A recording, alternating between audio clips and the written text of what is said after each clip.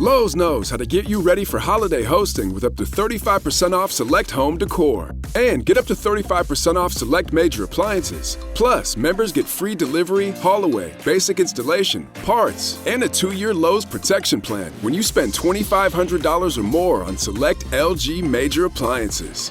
Valid through 10/1. Member offer excludes Massachusetts, Maryland, Wisconsin, New Jersey, and Florida. Installed by independent contractors. Exclusions apply. See Lowe's.com for more details. There's nothing more satisfying than finding the perfect green paint for your living room. Except maybe popping open that can of Valspar Ultra and rolling that first smooth stroke on the wall. And there's nothing more satisfying than admiring your freshly painted wall. Ooh. Except maybe peeling off the painter's tape to see those crisp edges. But the most satisfying part of all? Valspar Ultra's price tag, starting at $29.98 a gallon. Affordable, durable, available at Lowe's. Price varies by Sheen. Yeah. You gotta work. You gotta work, grind, shine, it's mine. Gotta show everybody it's my time. Getting here, you gotta work, grind, shine. Never mind who talking down. Welcome to Let's Talk with Carl Lee and frequent guest hosts Hollis Lewis and Lisa Otey, where sports, culture, and community intersect. Join the crew as they dive into engaging conversations with guests from all walks of the sports life. Let's Talk is proudly presented by attorney Frank Walker. Real talk, real experience, real results. FrankWalkerLaw.com, and by the all-new historic Quoyer Diner in downtown Charleston, online at QuoyerDiner.com. Let the conversation begin on Let's Talk. Hello, ladies and gentlemen. This is Carl Lee, and this is Let's Talk. And we've got, I got my two co-hosts in the building, Hollis Lewis. Hello. And the Miss Lisa Otey. Hello. I give her the whole props today. Thank you. So today's going to be a kind of a really interesting conversation, I think, in different categories, I guess. And we've kind of had a kind of a tripping week to try to get this to get this show set up. It took us a little while to get it set up, but I guess we've got it. So Lisa, go ahead and get us started. Okay, I would love to. So our honored guest is a former professional football player who was an offensive lineman for the Kansas City Chiefs in the NFL from 1986 through 1988. He was drafted in 1986 in the first round as a 7th overall pick. He played huge. He played collegiate football at West Virginia University. And in 1983, he was second team All-American by the AP poll. And in 1985, he was a consensus All-American, only the 6th ever honored at that time from West Virginia University. So I would like to introduce Mr. Brian Jozwiak. Welcome, Brian. Thank you for having me, and I appreciate the build-up. It's nice to, reminisce a little bit, though that was some 35, 40 years ago, But, hey, it's a beautiful thing. I appreciate you guys having me on. We actually appreciate you coming on. So tell me a little bit about, I'm just going to ask the question from a former player. When you're looking back now at football, professional football, you watch it, how do you view it now? Is it do you critique it? Does it bother you? Can you tell me how you feel about it? Well, first of all, it's the greatest sport played on the face of the planet. And Okay. the Warrior brothers that participate in it excite me every time I watch the game because, Carl, being an offensive lineman, man, I watch the trench. I watch the physical battles that take place up front. The instilling your will on somebody is a challenge because there's somebody across from you that's doing the same thing and fighting the battle.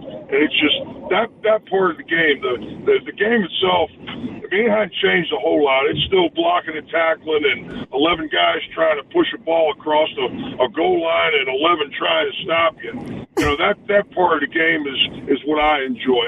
I critique in my own mind, and I formulate my own opinions and all that. But at the end of the day, man, I just like to watch the game and how it unfolds and how guys face adversity and deal with challenges. And, just like watching that game this weekend up there in Morgantown and seeing our guys, fight back from a 10-point deficit and fight to the finish, man. It ain't over till it's over, ever. You could score in one play, right, Carl? Yes, sir. Play, yes. Yeah. And daggone, that's the part of the game that I really enjoy. All the other stuff is ancillary. I have no control over any of it. So I just enjoy the game of football. And my son's a head football coach at Clearwater High School down here in Florida. So I get a chance to see as much high school football as I want. I just love the game, man. It's such a great game. I hear you. So, Brian, I'm going to take you back a little bit. I already did in the intro, but let's go back a little bit more here. So what? Right. And then we'll talk a little more about the Backyard Brawl. But while you were at WVU, you played under Coach Nealon, and he moved you from defensive tackle to offensive lineman. What was that change like for you, and how did you adjust to that position? Well, I'll tell you a little bit of the backstory. I came in as a freshman out of Baltimore, and, I was at that time 6'6", about 310 pounds. And, of course, that was 1981. And I was a defensive lineman. I was actually a nose guard and got recruited as a defensive lineman. Right. And I got signed, and it was me, Bill Kurlavich, who's going into the Hall of Fame up there this year, and a guy named Ernie Anderson. And we were the two freshmen defensive linemen under Kurlav, under Coach Nealon. And in the first couple of weeks, of training camp, I was the number one nose guard. I was running with the first unit. Heck, I was on the field with Darryl Talley and Dennis Folks and Jeff Seals and Todd Campbell and all those dudes. And I was a freshman, and I was the starting nose guard. And we were getting ready for the opener.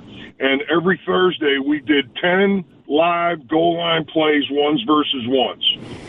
And they were real. I mean, there was no joke. And, of course, that was before knee braces. And in that scrimmage, 10-play scrimmage, I blew my left knee out, had to have surgery. Had surgery on Monday. And I actually came back in about 4 weeks. Doug Bowers fixed my knee. That was when they were first starting to do arthroscopic surgeries. 4 weeks? And I got back 4 weeks. I was running. I got back into the lineup. Honest to God, I got back into the lineup. I was the number 2, and then I was getting rotations with the number 1. We were getting ready. I think it was like the 8th or 9th game of the year, and I was going to get back in there and give it a shot. And I swear the same thing happened to my right knee. I was in surgery on Monday, and right after I got out of surgery, Coach Nealon was in my room with Kurlavich and Coach Carl Battershell. Battershell was the tackle coach, and Coach Nealon informed my mom and dad and me. Hell, I was laying in bed with my knee packed in ice, and he's like, "Hey, listen, we're going to move your kid to offensive tackle because we feel that he's going to be susceptible to knee injuries." And of course, back then there was no knee braces, and you could cut anybody you wanted at any time. And so they moved me to offensive tackle, and to this day I give Coach Nealon a kiss on the forehead every time I see him because it was the best move they could have ever made for me. I played with Dennis Folks, actually. He came to Minnesota, and I know Darryl Talley really well. So, hey, Mr. Inside, Mr. Outside, right there. Yep. Heck yeah. Great players. How you doing? That's how I ended up on offense. Well, that's a great awesome story, and it's a testament to your athleticism and versatility. So, watching the game, can you just sort of recount your experience playing in the Backyard Brawl during your time at WVU? Oh my, what a great history! Of course, when I got. Hey, Carl, when I was on my recruiting trip, I was told to hate Pitt. And I didn't know why. hell, I was from Baltimore. That's a requirement. Pittsburgh even was. I knew it was in Pennsylvania somewhere. And anyway, no, it was just, back then it was the third longest running rivalry. Now it's dropped because it broke off there for a number of years and such. But, when I showed up, the Pitt rivalry was already, like I said, it was the third longest running rivalry in the nation. And the Brawl, I mean, it's only 70 miles apart. Mills versus Mines. It was deep-seated in the blue-collar mentality that, Western PA and West Virginia are. And it just, there was just so much to it. And, of course, being in those battles, the games I was 2-1-1. Yeah. 2-1-1.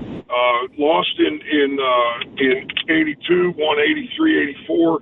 And, of course, the harshest memory I have of that rivalry was the 85, the 10-10 tie. Oh, I mean, how do you play? You go out, you beat the living dog out of each other for 4 hours, and you get back and you're sitting in your locker room going, what the hell did I just do? It's like, this was ridiculous. It's like kissing your sister. I mean, there was nothing, Yeah. But, that was so fun to be part of that. And I tell you, ironically, when I got drafted, I get out there, and who's my locker right a butt next to? Billy Moss. Bill Moss was a Pitt D lineman. We played against each other in 83, and he went out and got drafted out there, and we had to bang against each other. It took a while for he and I to even, talk to each other. We hated each other. It was, and we were touching lockers, Oh, my goodness. Yeah, great rivalry. It's a different kind of game. Yeah. Because of all the emotion and yeah. The challenge is the next game after a win like that. Yeah, for sure. Hey, so Brian, what I would like to do is you're talking about the blue collar mentality. I'm just going to have our producer run a clip of Rich Rod's interview after the game, and then maybe get your thoughts on all the emotion Rich was feeling. You go ahead and play the clip, please. What a scene, Coach. Congratulations. This is about as happy as I've ever seen you, Coach. How do you describe your emotions right now? I'm so happy for our kids, for the state of West Virginia. What does this mean, Coach? State of West Virginia. We got a lot of grit. We got a lot of hard-working people. Don't ever quit. Don't ever quit. West Virginia Mountaineers, don't ever quit. What do you think made the difference, Coach? Just kept playing. The longer the game's going to go, the better for West Virginia. God bless the Mountaineers, and God bless West Virginia. Now I have to say, as a Marshall guy, I have to say, I don't know if I've ever seen a coach be that emotional, that emotional to the point, like, gives you chills. Yeah, because he's not, and it's like he's counting everybody in West Virginia, like he's throwing everybody in West Virginia into that victory to celebrate it, regardless of where you played or who you root for. And to me, I thought that was good. But can you explain what you hear when you hear him going crazy like that? Well, I can tell you that while that was going on, I was over in the end zone jumping around like a school kid, crying like a baby. Right? Because I felt that same passion, that same emotion. Because it's such a I'm getting choked now. But it's such an important victory. But for Rich, I mean, think about this is the not many of us get second chances, right? And an opportunity at redemption. And the last game against Pitt that he ever coached, we lost. And for him to get that game and to share it with all the people of West Virginia, you got to remember something. Our brand is quite unique, and I'll tell you why. Our brand is a WB. There's not a U on it. It's just WV, West Virginia. That WV represents all of us that are West Virginia. You know, I mean, everywhere. It matters. That stadium was the most. I haven't seen an atmosphere like that in a stadium for 20 years, and a lot of that is because of Rich's energy and what he said in the beginning of the year. Man, hey, we need you. Don't you? We're not going to quit. What he said in the postgame. We're never going to quit. We're going to fight, and that is what we saw a great example of, and our fans. You know, a year or two ago in the third quarter when we got down by 10, half our fans would have been out in the parking lot. And this game, we got down by 10, and the energy just increased and intensified to the point where in the last couple of minutes of that game, it rattled Pitt so bad that they had to go and try tactics to try to figure it out. And at the end, they rattled them enough. That 12th man, that West Virginia fan base that was in there, provided such an energy that it was a work of art. It was really something special. And again, it's for, like Rich said, it's for everybody to share in.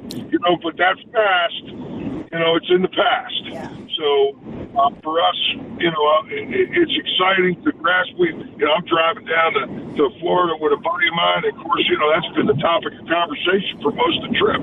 And it's exciting. Speaking of the trip, go fast. Well, Hollis, I think you have something real quick. I just because I know one of the things we had said after the bad loss to Ohio, and one of the things I had said last week on the show was that, you know, West Virginia is very much in this thing as far as in the national conversation, and obviously beating Pitt helps that. So what do you think? Just West Virginia going into Big 12 play, and what are you foreseeing? What's a good season as far as from alumni perspective? You know, I mean, one at a time for one thing, and from an alumni perspective, you know, we all understand. You know, Rich had to build a whole new staff.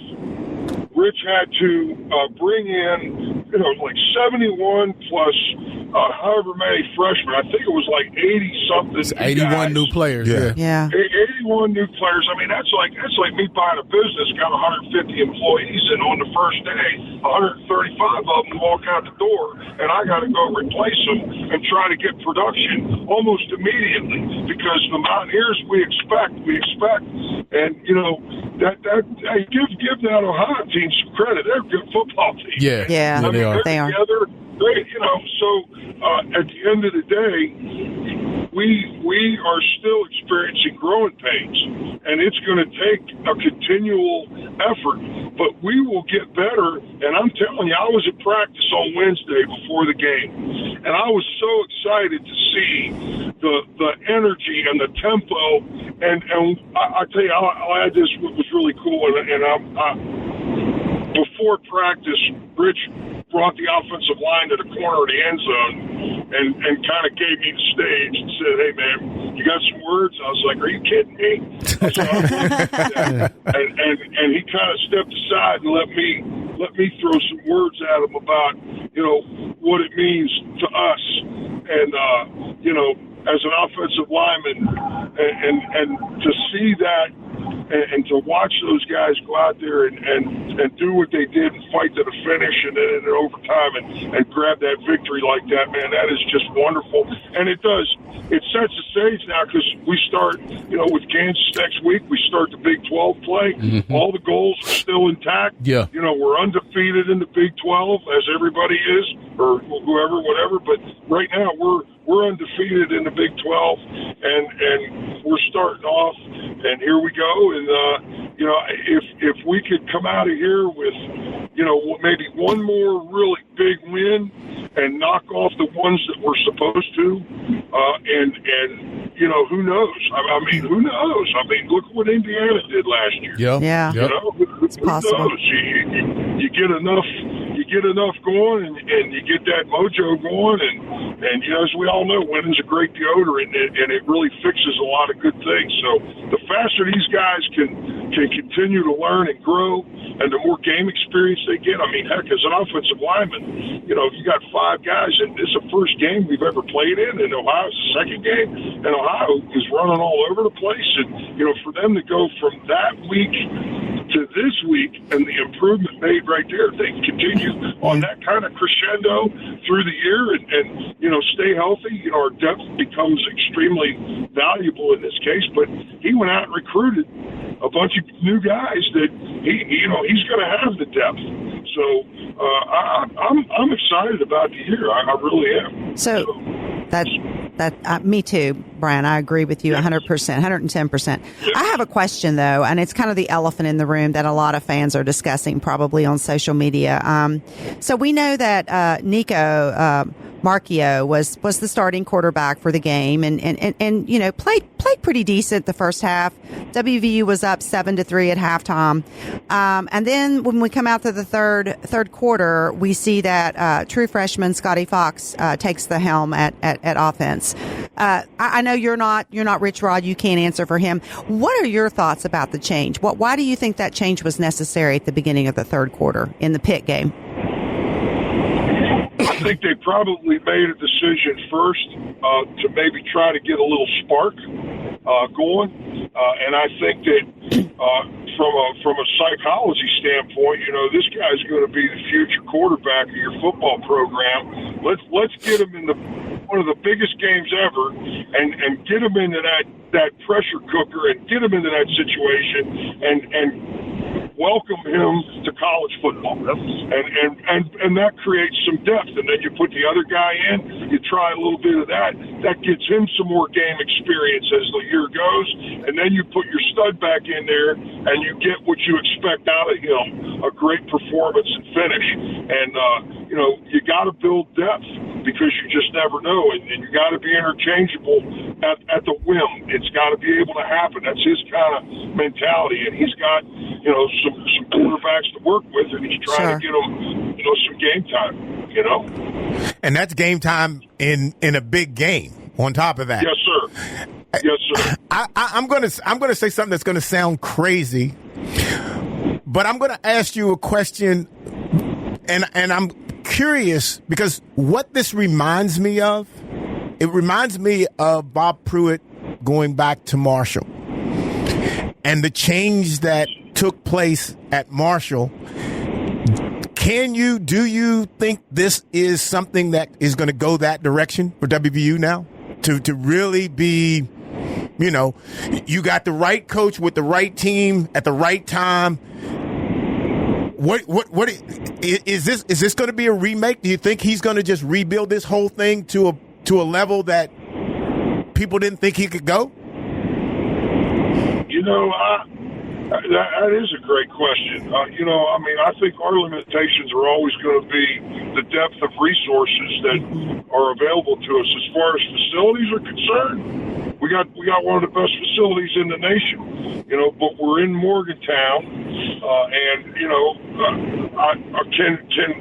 the bottom line is, in the landscape we're in, you guys know the NIL and the way the portal's designed. We've got to have staff, which I think we do, that will hold players here.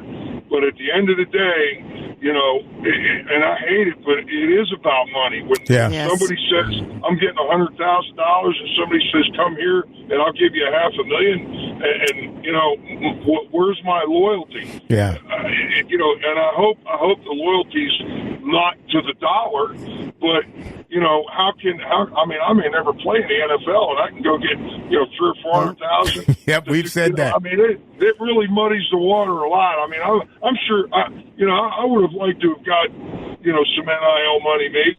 I don't know, but I'm sure glad that it didn't happen during my time, because I enjoyed the building of the locker room and coming in as a freshman and leaving as a fifth-year senior and seeing it happen over and over again and having a coach in place for 20 years. I got blessed, man. I was part of something really special.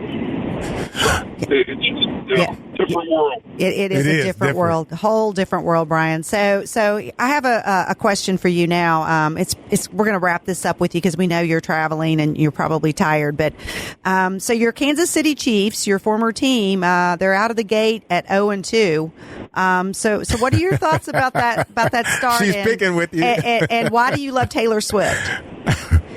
Well, hey, I'll answer that by saying this. I will always be indebted to the Hunt family for drafting me number 7 in the 1986 draft. And then, 3.5 years later, they cut me. So, you know what? At the end of the day, you know what I mean? Yeah. I have no loyalties. I don't even get a Christmas card from them now. Oh, okay. It is what it is. And the other thing, I think Travis needs to quit thinking about her. I saw him drop a pass and hit him right in the friggin' I could have caught that pass. I knew you would take that bait. Hook, line, and sinker, Brian. You took it. Come on, Travis.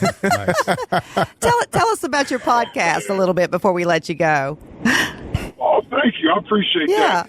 We do what's called a Mountaineer Legends pregame, and we do it. It's on YouTube. You can find it out there. We go Facebook Live, and what we try to do is we take a couple of former WVU legends like myself, Major Harris, Daryl Talley, Aaron Beasley, Mike Fox, Mike Collins has been with us, Owen Schmidt has been with us, I said Major Harris. We get together and we'll go to these watch parties, and we will do a live on the spot, kind of pregame, talking about the upcoming game and telling some stories and just chopping it up. It and have some fun with it and get around a bunch of Mountaineer fans. And, we're going to be in Myrtle Beach here coming up. This will be our 4th year in Myrtle Beach. And it's just wild. There'll be 300-400 people packed in this place. And just, we're just hanging out with the Mountaineer fans. You're living your best life, aren't you? Your best life. Yeah. Hey, I'll tell you what. Hey, anybody listen. Yeah. It's October 3rd. Okay. It's at the Sundown. It's at the Sundown down there in South Myrtle. And, hey, if you're going to be down there, everybody's going to be down there, man. Come on and hang out with us. It's a hoot. It's a hoot. Sounds fun. So I appreciate that. Thank you. Make sure you tell those guys I said hello, because I know a bunch of that group right there. Yes, you sure do. Yes, you sure do. He says it with a mischievous grin. Yeah. Hey, Carl. Yes, sir. Carl, man, you got to call in. You got to call in one time for me. We do, like, when we do, if we're not on site, we do remote. We'll go through, like, teams. You need to, I'll send you the hookup. You can call in and we can talk some. For sure. No doubt. I'll get you talking with Tally. Oh, yeah. Oh, I got to hear this one. For sure. So, yeah, we'll pass numbers when we get done, and we'll go from there. Appreciate it. Hey, I thank you guys. I appreciate it. Go Mountaineers. Hey, go Marshall too. Oh, there you go. Yeah, we love it. There you go. I've been friends with Gibby for a lot of years, and respect him as a coach. Think he's such a great fit down there, and for him, his first head coaching run, man, and he gets that first victory. That's big. Yeah, yeah. Sir. It sure was. Yeah. All right. Yes, sir. Thank you for being on with us, man. This is awesome. Yeah, thank you, Brian, so much. All right, man. We'll talk to you again soon. Talk to you later. Be safe. Cheers, Mountaineers. All right, ladies and gentlemen, we're going to take a quick break, and we'll be right back. All right, cats and kittens, have you heard? The Quarrier Diner is back. Step into the classic vibe of one of Charleston's most historic restaurants. Don't miss the daily Blue Plate specials. Breakfast served all day, every day, and free parking. With an outdoor patio covered for the summer, an elegant basement bar, and customizable event space, 1022 Quarrier Street offers an experience unlike any other. Open 7 days a week, 8 a.m. to 3 p.m. Visit QuarrierDiner.com for all the need to know and relive the good times at the Quarrier Diner. Let's face it, bad things happen to good people. Seriously injured in a car accident, trucking accident, or even wrongfully arrested. Life happens, and when it happens to you, you will need sound legal advice and aggressive representation. That's when you call attorney Frank Walker at 304-413-0179. That's 304-413-0179. Lock it in your phone, text it to a friend. 304-413-0179. Or visit online at attorneyfrankwalker.com. Let's Talk with Carl Lee is presented by attorney Frank Walker and the all-new historic Coyer Diner. Come in on episodes, ask the crew questions, or suggest topics on our Facebook page. Search for Let's Talk with Carl Lee and remember to like the page to become part of the conversation. Subscribe by searching Let's Talk with Carl Lee on your favorite podcast service and tune in Thursday evenings at 7 or Sunday nights at 8 for Let's Talk with Carl Lee. This is Let's Talk with Carl Lee. Now, back to the conversation. The Ravens were planning to select Shaduer Sanders when he found out. He got word back to the Ravens that he preferred not to go to a place where he would be competing and backing up Lamar Jackson. He wanted to be in a place that he could play. Right, like if this is true, I think this is crazy. At this point, you're in the 5th round. I understand you had higher hopes, but you've dropped to the 5th round, and you're thinking about being a starting quarterback the next year. I think this is incredibly short-sighted. Like, if you're in this situation, you want to go to an organization that is going to develop you. Instead, you choose the Cleveland Browns because you think you have a chance to start the next year. Teddy, you talk about Lamar Jackson's going to be probably retired with this organization. So if the backup does get in, he's in for garbage time. So I can see why Shaduer Sanders made that decision. I want to go compete for a job and get out there and play as a rookie. Yeah. I know when I don't know if there's any athlete that does not want to go to whatever next level who wants to play. But here's my issue. When you name, if I say I don't want to go to GW because Hollis Lewis is the quarterback and I'm a quarterback, what did I say? That's where I'm supposed to go, but I'm going to go somewhere else because I don't want to face the reality of competing against a true high school quarterback. Well, in this case, you're not competing. So I think that's the thing. If he went to Baltimore, there is no competition. Lamar Jackson is the quarterback. Yes. I think the thing, and again, I understand sort of the what he was thinking is that, again, I'll have a chance to play if I go to Cleveland. I think the thing he underestimated is that Cleveland is a terribly ran organization. And I think no matter if you start, no matter if you're on the bench, no matter what happens, and he's already seen that. I mean, when you have the owner making disparaging comments about you and you haven't even played it down for the organization, I think you just have to measure far as in a professional standpoint, you have to look long term. You can't look short term.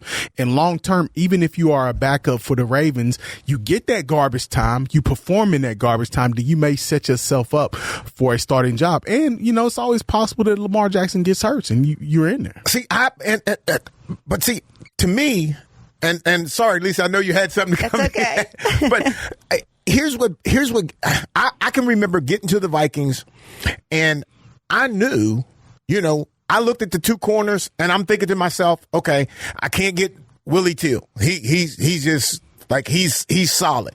The other guy was okay, and I'm thinking, okay, maybe I could get him. But it took basically most of the, some games before I could even get into the starting lineup. To think that you have to be a starter, that you're going to go somewhere just to be a starter, go beat somebody out.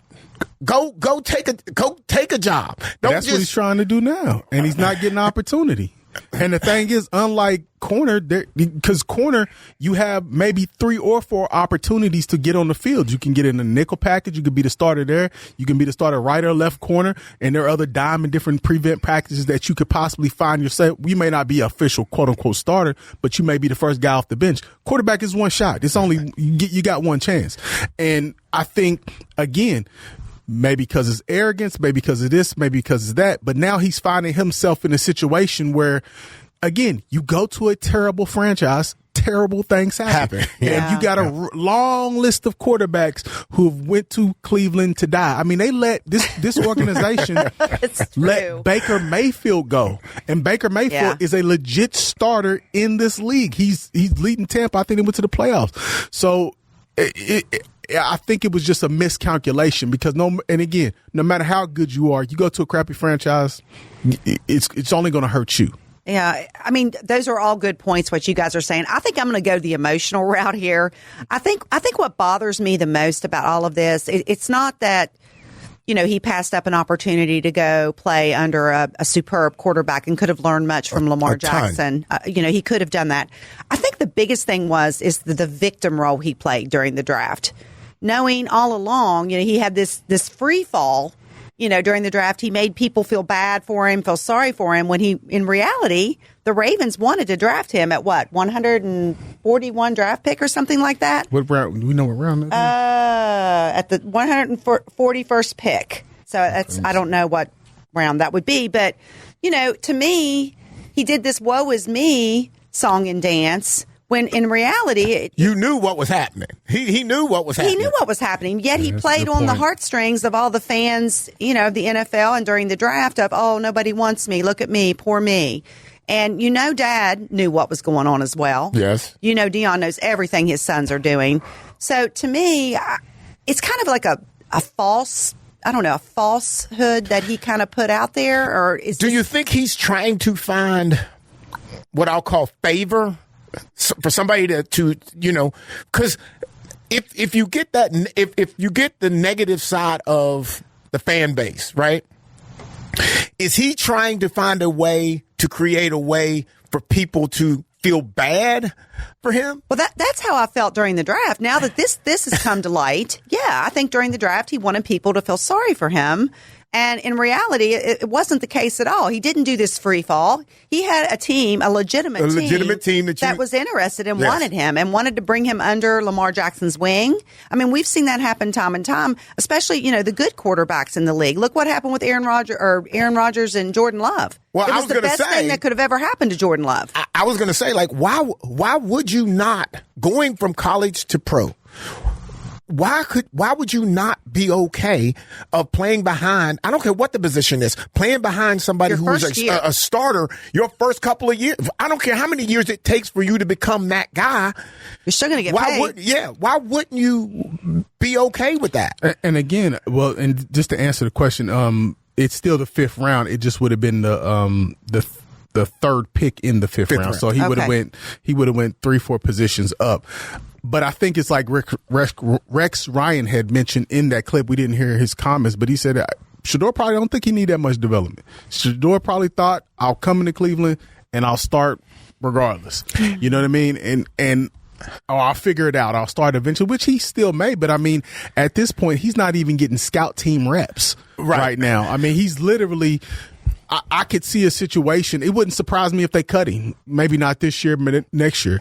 So I think it was just like I said, it's just a major miscalculation, and it probably would have been the best suit to go to the Ravens for a lot of different reasons. I agree with you, and I think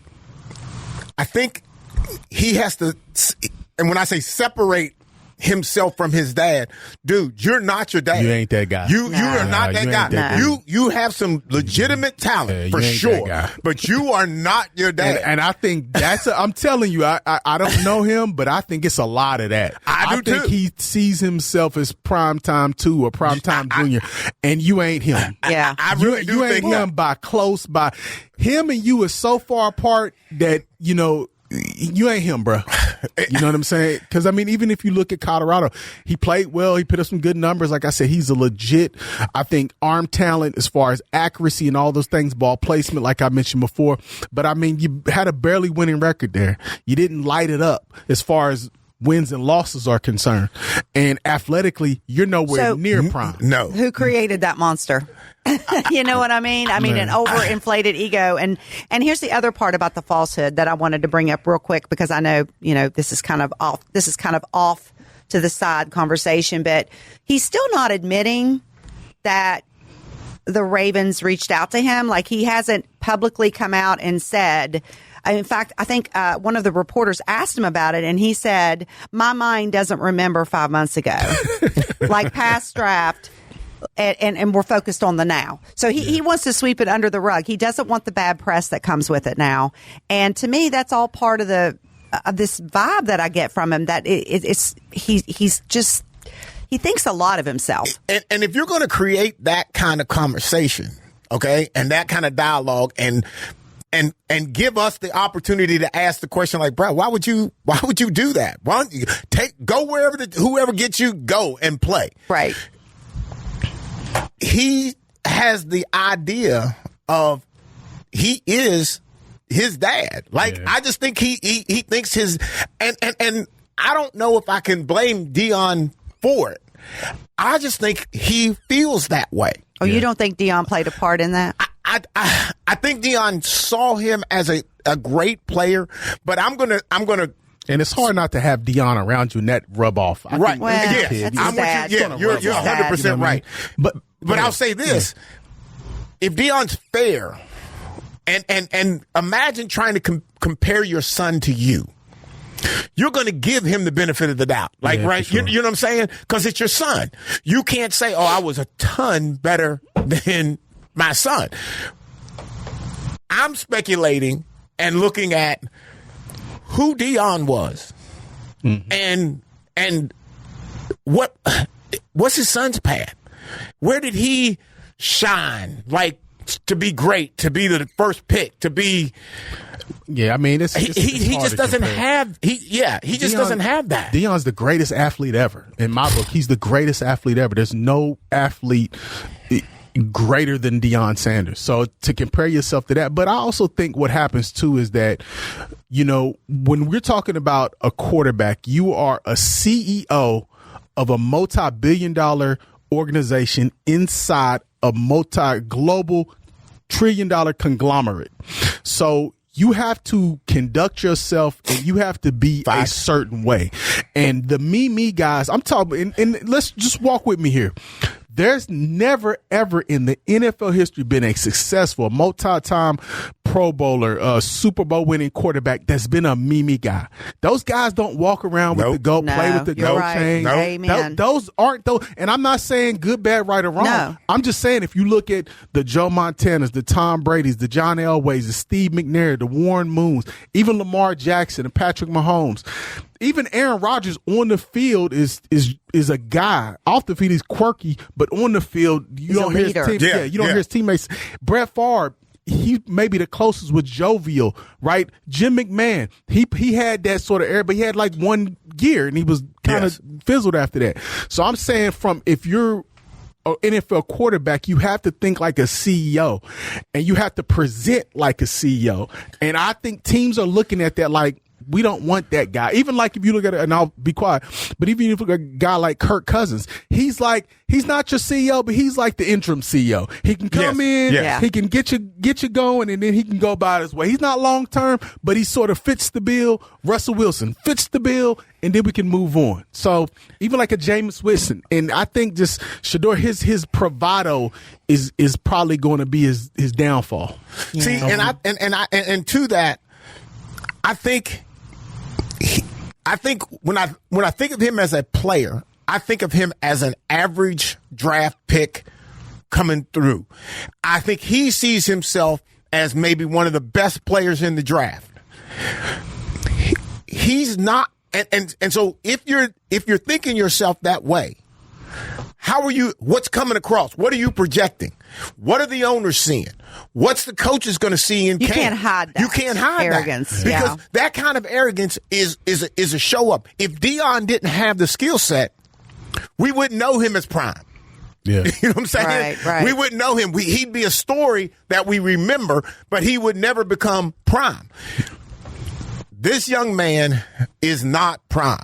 Yeah, and again, arrogance at the quarterback position at the NFL level, it don't play. No. It just because it's never going to be about you. It's never just and if you make it about you, you're going to make everybody in the whole organization peed off, and you're going to put a big old target on your forehead. So I don't know. I just think We'll wait and see, but I don't see this playing out well unless things dramatically change. Which one of you all said he was going to get cut? Which one of you all said? I said he could possibly get cut. That means the first round draft. I'm with you on that. Yeah. I really do.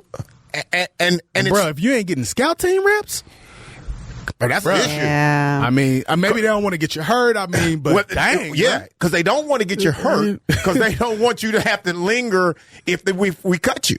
Yeah, that's true. Because you don't get when you stop getting reps. Yeah, you know that's a bad sign. That's a bad sign when you ain't number one. Yeah. If you're the number one guy, right? If you're the starter and you ain't getting a whole lot of reps, that means we're protecting you. Yeah. If you ain't, if you sitting there at number 3, number 4, and you ain't getting no reps, we ain't taking no risk of getting you hurt. Yeah, because that might be a good old trade commodity. Might package you up. There you go. And send you on about then your he'll way. wish he'd went to the Ravens. Well, let me ask this question. Is he tradable? I think so. I think a team will.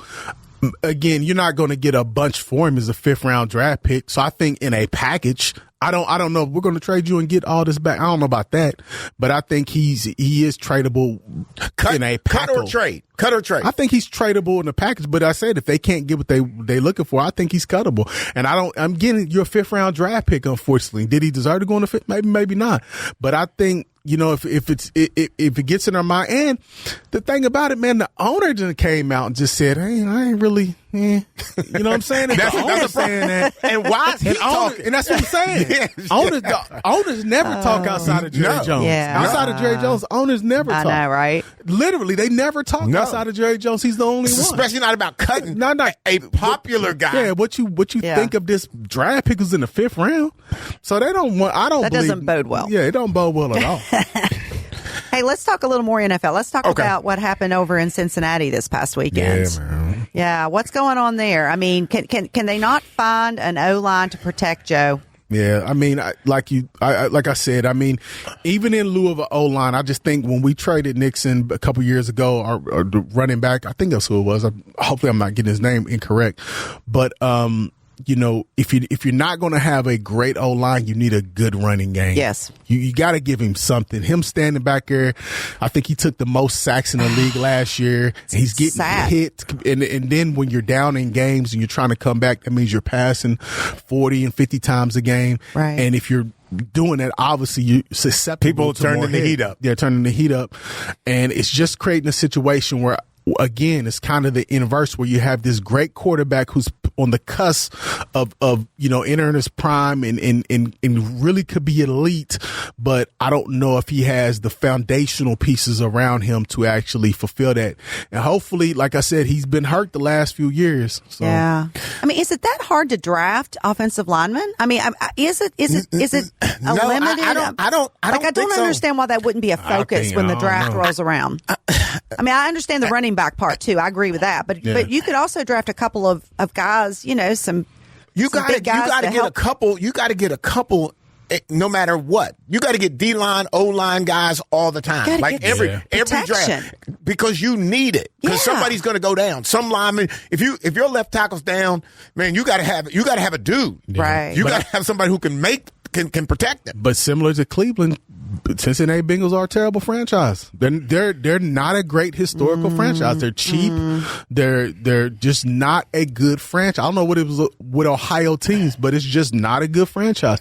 And these are the things that happen when you have a potential elite quarterback and you're just getting him banged up. And the more times that happens, I think just his windows get shorter and shorter. So hopefully we can, you know, do you think get some linemen in there, get a running back? Possibility that he'll leave? I don't know about that. I don't know what his contract's like at all. But I don't either. But I'm going to say this: the very first opportunity that he can play out his contract, I think I'm playing that out. Yeah, and I mean, and for him, it's like, shoot, if I can go to a better organization, I think the question and the thing is he's an Ohio kid. Right. So for him, he's from there. Yeah, he's representing more than just the Bengals. He's kind of sort of representing the state of Ohio. Yeah. You know what I mean? But in representing, he's not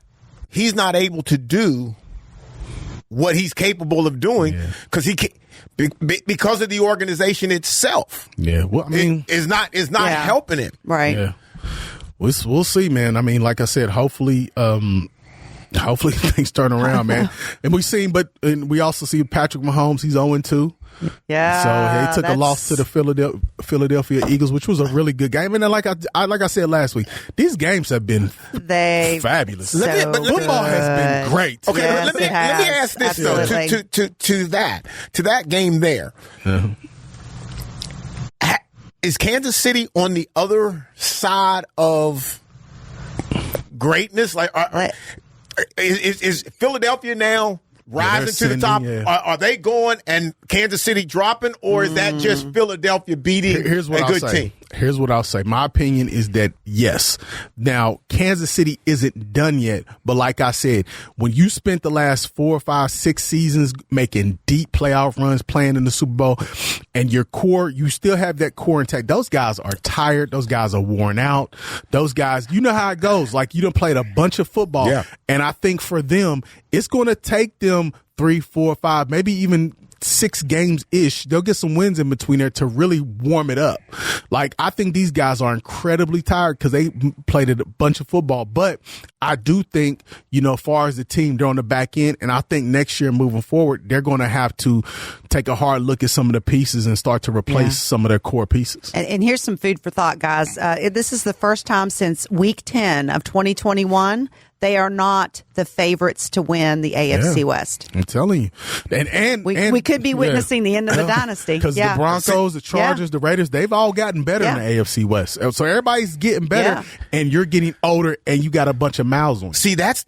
I think that's the hard piece when you were great 4 years ago, 5 years ago, 10 years last ago. And year after year after year after year, and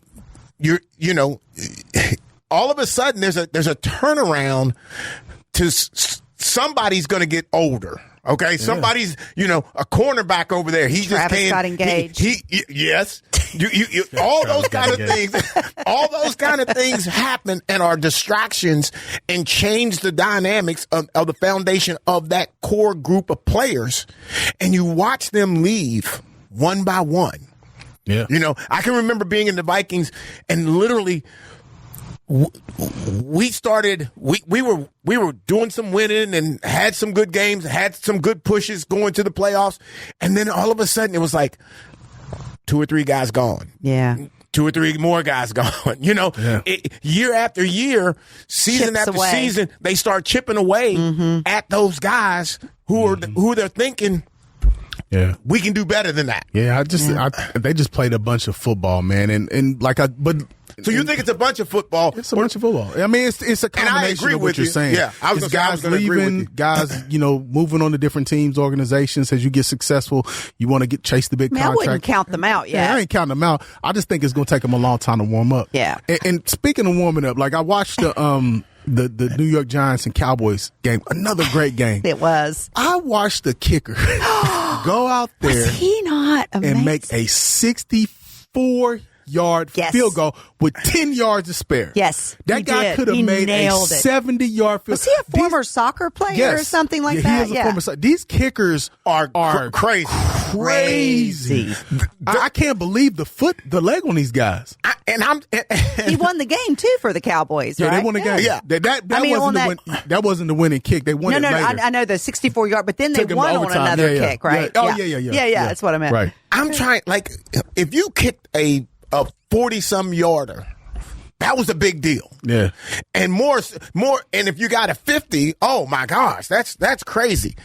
This dude's kicking it from the other side of the 50. Yes. Yeah. Yes. He's on the other side of the 50. Yeah. You know what I'm saying? Like, and he's gold. I'm telling you. when That's he probably lined the it best up, player the Cowboys have this year. When he lined it up, I'm looking like I'm thinking like it'll be short, it'll be wide, like just wide left. Bro, that thing was straight down the middle, and he had like 10 yards to go. It was beautiful. I'm telling you, it was he a thing could of have kicked beauty. a 70-yard field goal. It was amazing, man. And how does that change the dynamic of the game? The team's tied. It's get to the 50. All you got to do is get to the 50. Yeah. Get to the 50, and you're good. Your kicker can That opens up a whole lot of opportunities for the whole team, the offense, the defense, everybody, when you know your kicker can do that. I think, yes, if you don't have that kicker, you're in trouble. Yeah. Yeah, man. Because teams are going to beat you in that last second with those kind of kickers. I can't even, and I don't know if it's just the whole soccer, it's just the soccer leg that's just so much stronger, so much better than just, quote, regular kickers, guys who have just kicked. But I think now all those dudes play soccer. Did you kick in high school? No. You didn't? No. Okay. Yeah, I think. What would even make you think?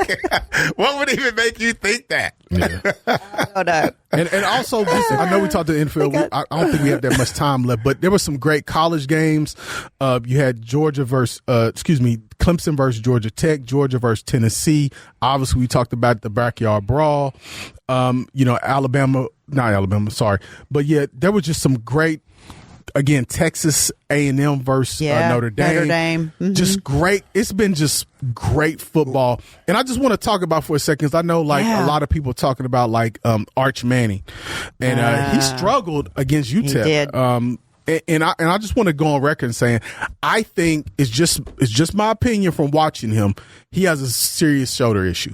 You think so? Just my opinion. I have no insight. I have no details, but just watching him throw the football. Dr. Lewis in the house. I'm telling you, just being a quarterback, he has a serious shoulder problem. I don't think he's letting anybody know, or they're keeping it in-house, because I wouldn't say it's a mechanical issue, because obviously he's a man and he's got his uncles, and even his dad and his granddaddy can probably work through a mechanical issue. But I think he has a serious shoulder problem. And I think in the next couple months, depending on how things fall, if they find themselves, well, I think it's already showing, but I think they'll say something about it if they find themselves outside the playoffs. Okay. And to repair it. Because something's not right, because he's totally inaccurate. I mean, he's missing wide open guys and routine throws. But why wouldn't you, if I was an uncle, I was a dad, and had played, and I know that, I'm getting him out of that. But you can't make, he's a grown man. You can't make him. And plus, I think he's thinking it's a lot of pressure. It's his year. He could possibly win the Heisman. He could set himself up for a first round draft pick. I think that ship sailed. It's over now. Yeah, that's done. But, if he wins the SEC, if he wins the SEC, if he wins the SEC, the Heisman is. You think it's over? I think it's gone. It's done. Yeah, I don't know. Yeah, he's done. The only way it could even remotely. The only way. Hollis down on that one, are we? The only way that's going to be possible if his dad, his uncles, and all of them get involved in that. I'm saying if you win the SEC, right now, I think they're going into SEC play. So the Heisman is individual. I know, but I'm just saying if he just shows out, he has great games the next 6-7 games. You don't think he can claw his way back? I don't think the games would have to be so great. I mean, you're right. Yeah. That it's because he's looked terrible. Yeah. And he'd have to break records and all of that kind of stuff. I agree with you. You know what I'm saying? Yeah, I agree with to have any legitimate chance. But I'm telling you, and I want people to hear here first. He has a shoulder issue, and he has a shoulder issue. Write it down. I'm Dr. telling you, Lewis. watch. I can tell by the way he throws something's wrong. Okay, you're a quarterback. You know how it's supposed to look. Is it possible that it's just an awkward throw? No. Because the way he's overcome, when you have a shoulder issue, for example, some throws, you're not going to be able to set your feet. You're on a run. You know how that goes. So it's sort of a body movement. And then in some issues, you have a defensive lineman holding you, and you just got to flick it out there. The way he's throwing the ball, it's a body push because he can't get rotation on that throw. Oh, so he's not rotating. He's not rotating, and he's not coming over. So his elbow's sunk, and he's almost like a 3/4 to half to almost a sidearm, because I think he's having trouble getting that shoulder all the way up. Getting that shoulder and the elbow aligned, and he's almost pushing the ball. Which, if you're pushing the ball, is going to create a level of inaccuracy. So why wouldn't they bench him? No way. He's hurt. But you're not going to. He may not be telling them this. You know what I'm saying? But they may know. If you can tell, they can tell. I would think so. But I do understand who's going to bench Yeah, they're not doing a Manning. Yeah, you're not doing that for money.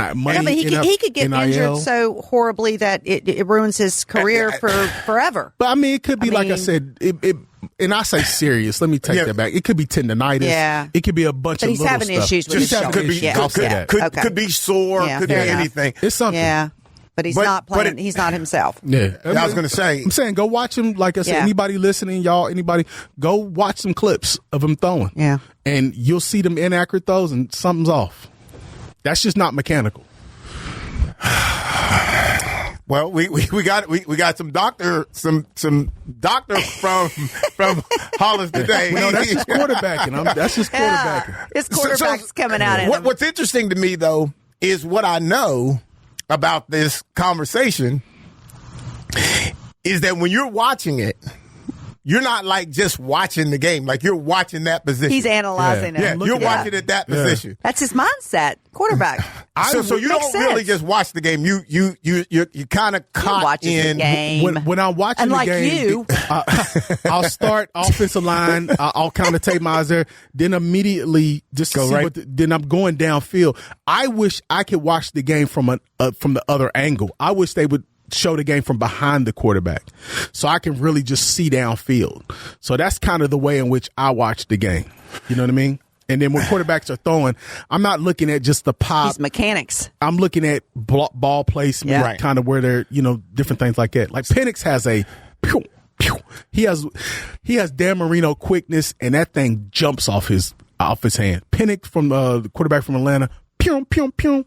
Make that sound again. Yeah. I'm wondering if that is actually how it sounds. It looks like that. Yeah, okay. So here's something that's interesting, and we're getting ready to have to get out of here. But like for me, I can't watch defensive backs. I don't like to watch it because when I watch, I don't like to critique it because. I don't want to say like somebody who's really good in the league now, and I'm like, oh man, he didn't do this, he didn't do that. I don't like that because I feel like people were doing that when I was playing, and I just feel uncomfortable in critiquing defensive backs on the defensive side of the ball. You guys have opened my eyes because it must be hard. Like you're a quarterback, you're a former defensive player to watch these other, like you're analyzing. I never even thought about this, made this connection. It's a different that you look. guys, like you guys don't watch the game through the same like mindset that I do. Like I'm not analyzing. Like I would have never thought about his shoulder. Like I just think, oh, he's off, or you're comparing, these players to yourself or others. I just never thought about it. I mean, and we've got to wrap up, but it's like even hosting for Pitt playing the Backyard Brawl. Yeah. He looked uncomfortable the whole game, and I knew he was going to have a rough game the whole game because he couldn't see the field. All right, well, ladies and gentlemen, we've got to get out of here. We will catch you again next week. Let's Talk with Carl Lee is presented by attorney Frank Walker and the all-new historic Warrior Diner. Comment on episodes, ask the crew questions, or suggest topics on our Facebook page. Search for Let's Talk with Carl Lee and remember to like the page to become part of the conversation. Subscribe by searching Let's Talk with Carl Lee on your favorite podcast service and tune in Thursday evenings at 7 or Sunday nights at 8 for Let's Talk with Carl Lee. If you fall, dust it off and get back up on your feet.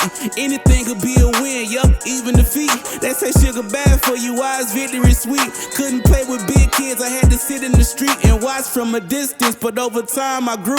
If I put in the work, in no time I'm due. Everything that I worked and prayed, I'm okay. If you ask me, how did I do it, I'm gon' say, you gotta work, grind, shine, it's mine. Gotta show everybody it's my time. Getting in, you gotta work, grind, shine, never mind who talking down, cause they lying. Don't talk, you gotta work. You gotta work. You gotta work. You gotta work. You gotta work. You gotta work.